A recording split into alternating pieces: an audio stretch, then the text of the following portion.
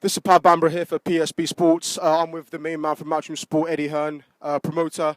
We're at the Joshua vs Breazeale public workout here at York Hall. You all right, Ed? Very good, mate. Very good. I think great plan from you to avoid the background of the skips at the back of York Hall, and instead we've got a full galaxy. So we're stepping up in the world.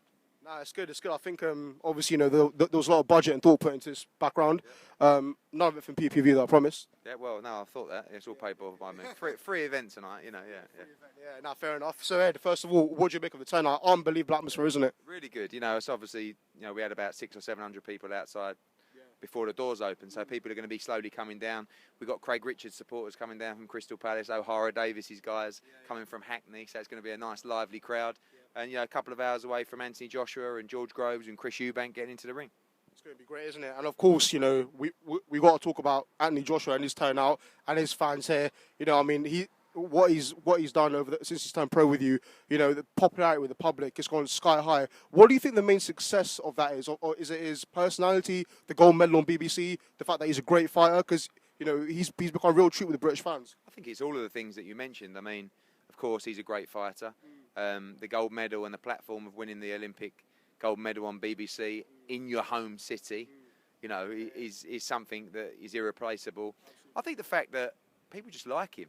I think the majority of I think it's quite funny because, you've got like the boxing hardcores, if you like, who don't really like him or don't like the fact that people who don't follow boxing for 365 days of the year love him.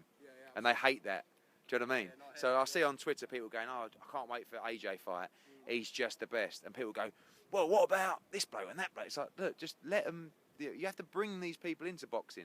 And people like Anthony Joshua can bring these people into boxing. Without AJ, those people wouldn't even be watching boxing or interested in boxing or reading about boxing or writing about boxing. So, it's great for the sport. He looks the part. He looks $1 million. He's a pure athlete. And I think he's just a full package. People say, what is it about him? I don't know. I have 60, 70-year-old women say to me, oh, my God, Anthony Joshua. I have teenagers say to me, oh, I love Anthony Joshua. I have, young boys saying to me, I want to be just like Anthony Joshua. I have men my age going, oh, he's the boy, Anthony Joshua. He's so diverse. He captures everybody's imagination. I think you've got someone that can go on and be one of the top fighters in the world. Not just, a Frank Bruno style or, who went on and... the British public have got this really strange mentality that when you start succeeding, some of them turn against you. Frank Bruno, when he was losing, he was so popular. And when he started winning and he won the world heavyweight title, I don't think he was as popular. So it's a really weird setup. It's like, and I think that, you've got an elite fighter in Anthony Joshua, someone that can go on, capture all the world titles and can be around for a long time. He's 26 years of age. So, absolutely. And of course, I've stack build to say the least, Eddie. I mean, Groves Murray to say the least. What a fight that is. You got two guys. Really, would you call it a crossroads fight in their career? Yeah, I think so. I mean, crossroads is Crossroads is normally a word you use to describe two fighters that are at different stages in their career. You've got a young kid on the rise, and then you've got an old guy who's fighting for his career. Here you've got two guys who are fighting for their career on a world level. And I think there's so many unanswered questions. Is George Groves the fighter he was in Froch 1? Can Martin Murray live with George Groves' size and power at 168 pounds?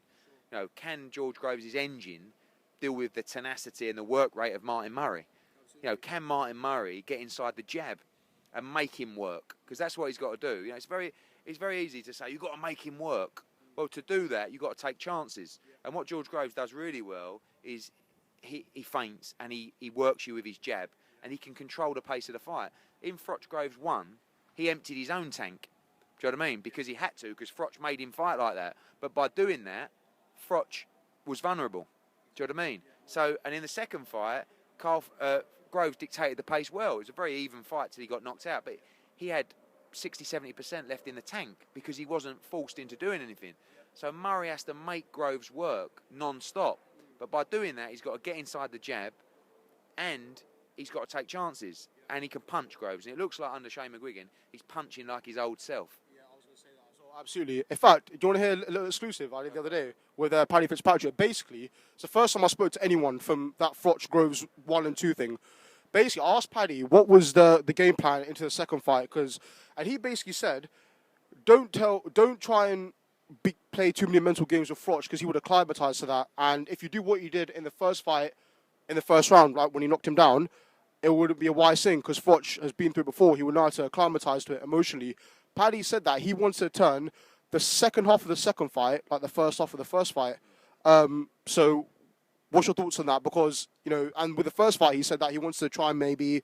He told George, he said to George, I want you to tell Carl what you're going to do in the first three. And George said to Paddy, I can't do that. Like, I can expect you to do that. But Paddy said, if you like, it was to do with mental games, so on and so forth. So what's your opinion on that? My thoughts is that he was going to get beat in a second fight, whatever, because he was a different Carl Froch.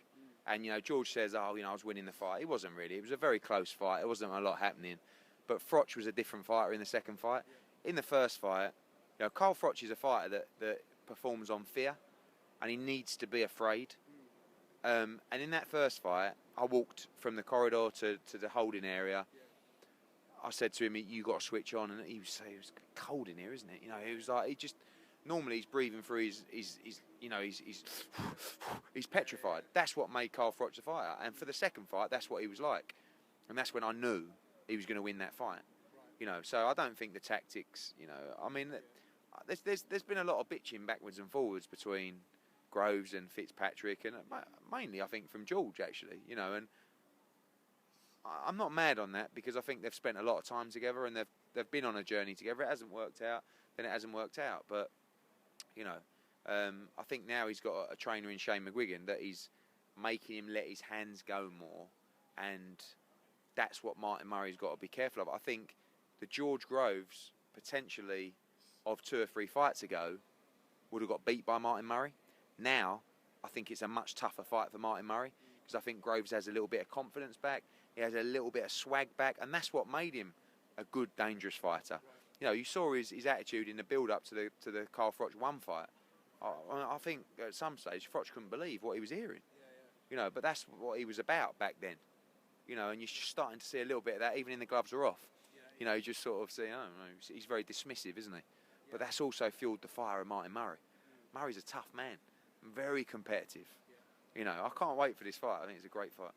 It's going to be great, and I don't want to take too much of your time because I know you've got to get back inside. I'll see you tomorrow, obviously, of course, as well. Eubank. So obviously he had that fight with Mick Hennessy in Channel 5 and so on and so forth. Left you guys. You got him in a mandatory position to fight Jacobs. He's now back with Matchroom and Sky. How did that come about? Because I know your father wasn't obviously happy about it when you explained. So how did that come about? Coming back to Matchroom and Sky Sports. Well, he never really left. I mean, he had a 3-fight contract that if we lost the purse bid, you know, he had the ability to take that fight, and we lost the purse bid for Blackwell. So he had 2 fights with us, and then he boxed that one, and then his contract was up, and then he renegotiated a new deal with us. So I'm excited to work with Eubank Jr. I think he's a very exciting fighter. I think they've got the package. You know, he's got a tough fight against Tom Doran. You know, a lot of people are overlooking that fight and just think it's going to be. And if Doran can get past the first 3 or 4 rounds, I think he'll be very competitive in the fight. The danger is, a bit like we saw with David Brophy against George Groves, you can come in and freeze. And it's like, I can't explain how difficult it must be for a fighter who's boxed in front of 2,000 or 3,000 at 7 o'clock at night to go in and box in front of 18,000 at the O2 on Sky Box Office.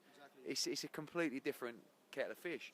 And Doran has got to adapt to that. He likes to trade. You saw in the Keeler fight, just it was a shootout. He can't have a shootout with Eubank. He throws too many punches, he's too accurate, and he's too fast. So he has to try and box him, get past the first 2 or 3 rounds, and then start being smart. He's technically good, Doran. It's just how he handles the occasion on the night. Absolutely. Final thing, Eddie. The UFC was sold recently for $4 billion. Obviously, something you're involved in with. 4.2 billion. Well, let's talk about it. Yeah. Has it been sold? No, well, let's talk about it. Dana White's denying it, the UFC president, but there's been a lot of talk about it behind the scenes for several weeks, if not months. And look, I'd be very surprised, even if they did sell it. The major shareholder is Lorenzo Fertitta with 40%. He's got Dana White's got 9% only. 9%. So that's 40 million. well, I mean, Forbes rate them being worth between 2 and 3 billion US dollars. I mean, there's an Abu Dhabi sheikh who owns 10%. You know, Yas Island and all those places, they own 10% of the UFC. But I mean, I think it would be catastrophic for the UFC to sell it to, for the owners of the UFC to sell it to a new consortium, unless Lorenzo Fertitta and Dana White are still involved. Imagine Eddie selling Matchroom Boxing to someone who's a growing concern. Eddie is the face of it. You know, I mean, without you, I mean, you are a huge part of it, aren't you? I mean, think with the buy, they'd make Dana stay on, or I mean, I don't follow UFC like you do. If there was no Dana White, who's the flag bearer? Do you know what I mean? It's quite difficult, isn't it, for a new guy to come in and say, "Here I am, I'm the new Dana White." You know, like Don King was years ago, like you are now. These guys, Dana White is almost more famous than his fighters. Eddie is as famous as his fighters. I mean, he's bigger than Anthony Joshua anyway. It's a fight we'd like to see sometimes, bigger belly. No, but you know, historically, you look at some of the greatest promoters, they've also become some of the greatest personalities and characters in fight sports, and you need that. They have incredible relationships with the media. Their phone is always open. We can text Eddie without him throwing bricks at us the next day at 11 o'clock at night, midnight, and get an answer from him. That kind of thing you get from Dana White as well. So it's very important for the continuity, especially of UFC. You know. There you go. You heard it from the horse's mouth. Myself, my personal take is I don't know why they're selling before 200. It wouldn't make. I don't know why they're selling it before UFC 200 and before McGregor Diaz, because I've got to see Dillian White. You can finish up with. All right, cheers, Eddie. Thanks for the help. Appreciate that. You're ahead in. All right, Pat Bambra with Eddie Hearn and Gareth Davis. Thank you very much. Appreciate that. Thank you.